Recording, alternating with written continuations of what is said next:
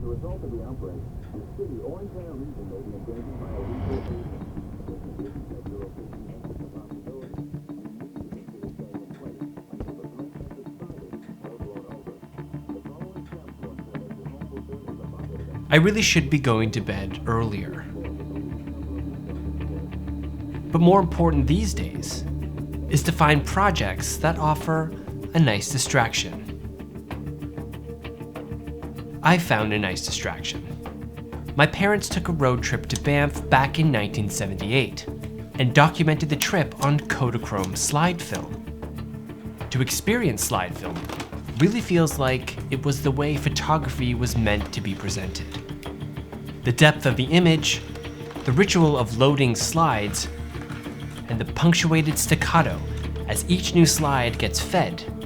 Underneath it all, the calming white noise of the projector fan. It's an experience. It was this experience that got me thinking. I need to digitize these so that I can share them with my family. It turns out I have all the gear I need, and I have the time.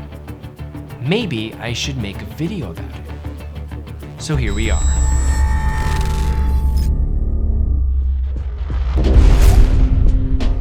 Hey guys, my name is Mark, and in this video I'm going to show you how I captured these raw images from slide film using a macro lens, a tripod, and a light source.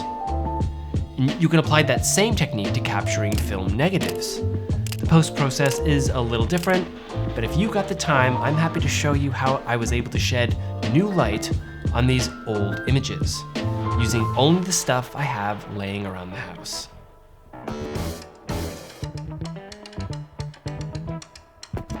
Of course, you're going to need a camera and a macro lens.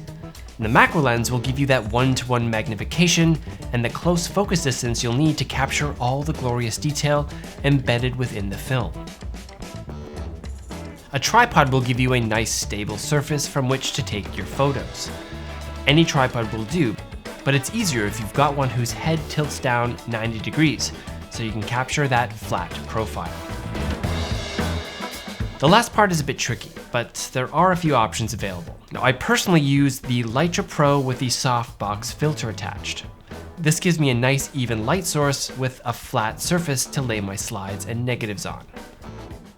Another option, of course, is to use your cell phone. Everybody's got one of those laying around, so it shouldn't be that hard to find. You can also use clothes pegs to mount the slides next to a window and shoot that way. Once you've got your setup, it's time to snap some shots.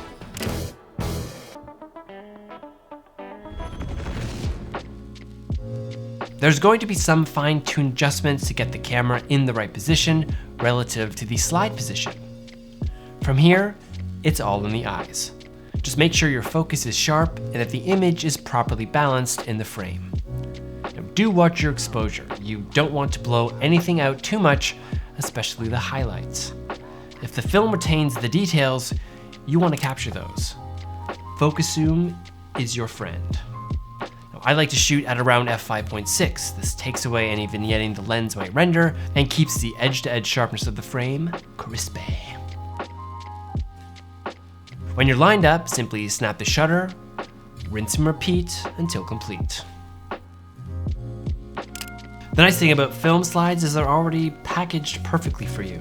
Color negatives are a little tougher to do in this regard unless you have a proper scan tray to flatten them. Tougher, not impossible. Once you've got all of your scans in the can, it's time to digitally develop them.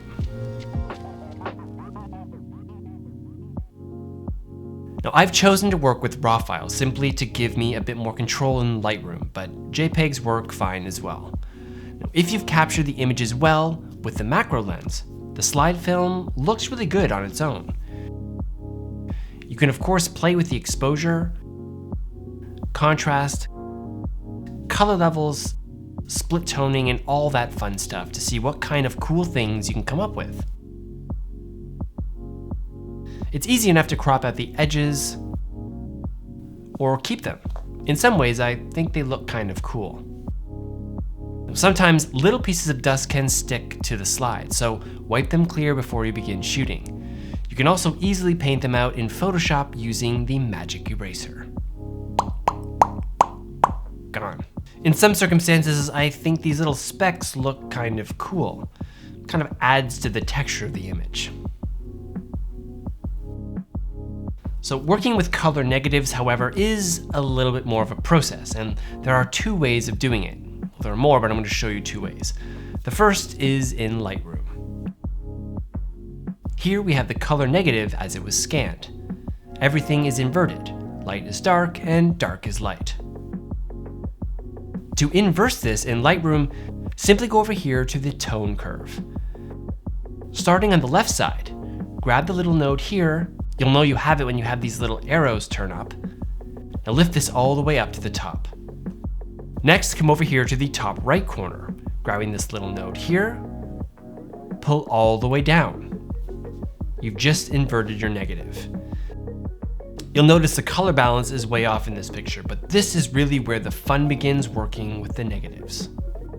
The color balance with film negatives varies depending on the stock and the color temperature of the light source you used, and it's going to take some work to normalize this. Just remember that because you've inverted your image, your exposure control, color levels, your highlights and lowlights are all going to be reversed.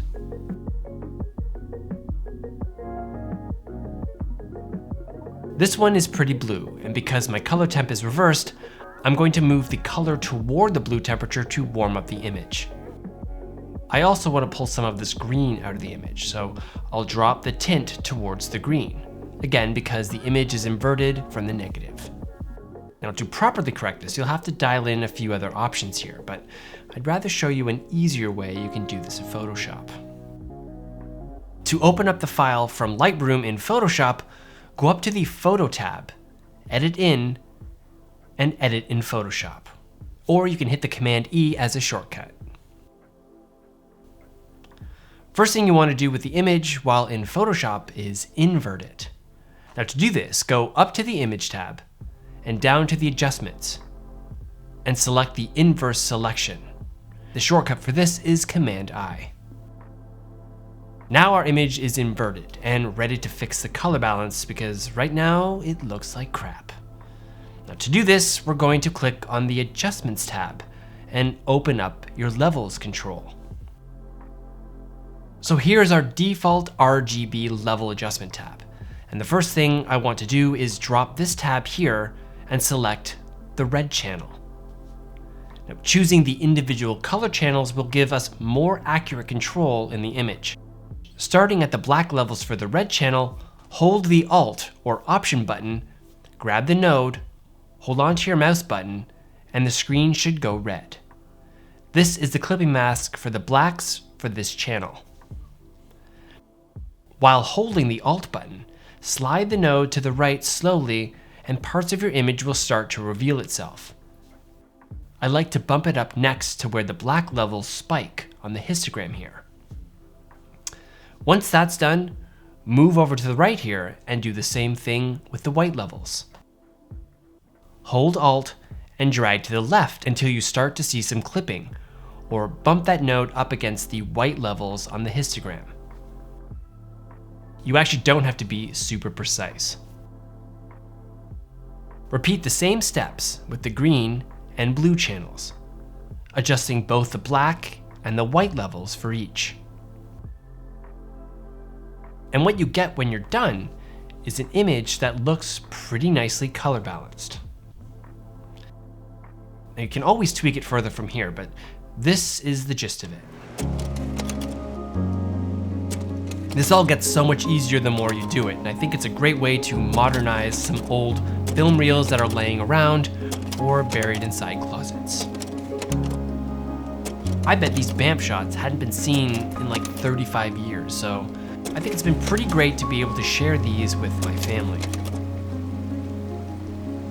I know there are much better ways to do this if you have the right gear, but I'm actually pretty happy with the quality of the results I was able to get just with the stuff I had laying around. I've already gotten way better at this than when I first started, and it's really nice to have the full raw image control to experiment with. Alright guys, well that's it for this video. Hopefully it was helpful. If you have any questions, leave them down below. I'm happy to answer. Thanks as always for watching.